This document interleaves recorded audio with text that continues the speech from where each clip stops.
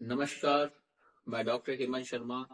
आज आपको बताने जा रहा हूँ जो फाइब्रोएडिनोमा नाम की गांठ होती है ब्रेस्ट में, या फिर हम बोलेंगे फाइब्रोएडिनोसिस भी होता है एक तरीके से। अगर पेशेंट प्रेग्नेंट है या फिर फीमेल पेशेंट को लैक्टेटिंग मदर है जो अपने बच्चे को दूध पिला रही है, उस केस में अगर फाइब्रोएडिनोमा है तो ध्यान रखें, कभी भी फाइब्रोएडिनोमा में डायरेक्ट जंप नहीं करते ऑपरेशन की तरफ। अगर आप ऑपरेशन की तरफ जंप कर रहे हो कि मुझे तो ऑपरेट ही कराना है, तो आप गाइडलाइंस फॉलो नहीं कर रहे हैं। ठीक है, अब इसमें ट्रीटमेंट भी डिपेंड करता है कि हार्मोनल कॉज रूल आउट करते हैं, plus nutrition causes rule out करना पड़ेगा, प्लस पेशेंट के कोई ट्यूमर कैंसर तो नहीं है, नॉर्मल है, बिनाइन है। ये सब चीजें रूल आउट करनी पड़ती है सोनोग्राफी या मैमोग्राफी द्वारा। ये सब चीजें इंपॉर्टेंट है। विदाउट रूल आउट करे आप कोई भी ट्रीटमेंट नहीं करा सकते, और ना ही कराना चाहिए। कई बार क्या होता है, ऐसी फीमेल फाइब्रोएडिनोमा का ऑपरेशन करा लिया, एक गांठ निकलवाई थी, फिर 6 महीने बाद दूसरी गांठ, दो गांठ हो रहा गई, फिर दो गांठ निकलवा ली, फिर चार गांठ हो रहा गई। पता चलता है पूरा ब्रेस्ट ब्रेस्ट जो है धीरे धीरे जा रहा है, खत्म ही हो रहा है। क्यों? क्योंकि आप कॉज ही ट्रीट नहीं कर रहे, खाली उसको निकाल देना गांठ को कोई सॉल्यूशन नहीं है। क्योंकि गांठ को अगर आप निकालते हैं तो गांठ दोबारा भी बनेगी। क्यों? क्योंकि आपने कारण को थोड़ी ट्रीट किया, आपने तो सर्जरी कर दी, उस गांठ को निकाल दिया। कारण तो वही है, कोई हार्मोन डिसबैलेंस है तो सेम है, वो तो वापस बनाएगा। पर यही चीज पेशेंट को नहीं समझ में आती है।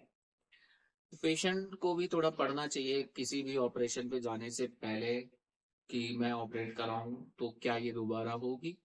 बिल्कुल होगी, जी हाँ, 100% होगी। दुनिया में कोई ताकत उसको रोक नहीं सकती दोबारा बनने से। अब क्या होता है कि यहाँ बात चल रही है प्रेगनेंसी और breast feeding mother, lactating mother की। उसमें क्या होता है कि हार्मोन्स पीक पे होते हैं, प्रोलैक्टिन हार्मोन, एस्ट्रोजन, प्रोजेस्टेरॉन। ये पीक हॉर्मोन्स हैं, पीक पे रहेंगे तो क्या होगा, फाइब्रोएडिनोसिस या फाइब्रोएडिनोमा भी आपको बनेगा, और रैपिड साइज भी बढ़ेगा। कितने साइज तक आपको सर्जरी बिल्कुल नहीं करानी है। अगर 5 सेंटीमीटर से कम का साइज है तो बिल्कुल सर्जरी पे नहीं जाना है, बिल्कुल नहीं जाना है, चाहे वो 2 हो 3 हो। ध्यान रखें, कान खोल के सुन ले, फिर भी सर्जरी करानी है करवाइए आप, ये आपकी इच्छा है। ऐसे आप खुद भी देखेंगे, अगर आप भी पेशेंट हैं, आपने कोई ऑपरेट करा है फाइब्रोएडिनोमा का, तो आप देखेंगे मेरे को फिर से हो गया, आपको भी हुआ होगा। तो surgery is not a treatment of choice. अब बात होती है कि दवाइयों से ही मैनेज होता है, हार्मोनल पिल से मैनेज होगा। कुछ पेशेंट ये भी बोलते हैं कि भाई मैंने दवाइयां बहुत सारी खा ली पर मेरे को कोई फायदा नहीं हुआ। पर देखो, ऐसा भी होता है कि जिस डॉक्टर ने आपको दवाइयां दी हो, उसको इसका प्रॉपर ट्रीटमेंट ही नहीं आता हो सकता है आपको कुछ विटामिन, कुछ दर्द की दवाइयां दी हो जिससे आप ठीक ही नहीं हो पाए। तो रीजन बहुत सारे होते हैं। आप प्रॉपर डॉक्टर से ट्रीटमेंट लीजिए। कई बार 15 डेज का क्राइटेरिया, पर मैं कहता हूँ 6 महीने आप ट्राई कीजिए, साल भर भी ट्राई कीजिए हार्मोन, उसके कोई साइड इफेक्ट्स नहीं होते। ठीक है, तो ये सारी चीजें इंपॉर्टेंट है। पर ये भी रूल आउट करना जरूरी है कि ये कैंसर तो नहीं है, तो वो बिराड्स क्लासिफिकेशन थे 1 2 3 4, तो वो अपन को पता चल जाती है। यूएसडी में भी हम देख लेते हैं, रूल आउट कर लेते हैं, मार्जिन से सब देख के, है ना, मेमोग्राफी से भी पता चल जाता है। तो कभी भी ऑपरेशन पे जंप करने से पहले 1000 बार सोच लो, समझ लो, पढ़ लो, और फिर समझो कि क्या ये मेडिसिन से ठीक हो सकती है। यस, ये मेडिकेशन से ठीक हो सकती है। अब मैं बात करता हूँ, जो प्रेगनेंसी और लैक्टेशन में फाइब्रोएडिनोमा होता है, वो बिना मेडिसिन के भी ठीक होता है। क्यों?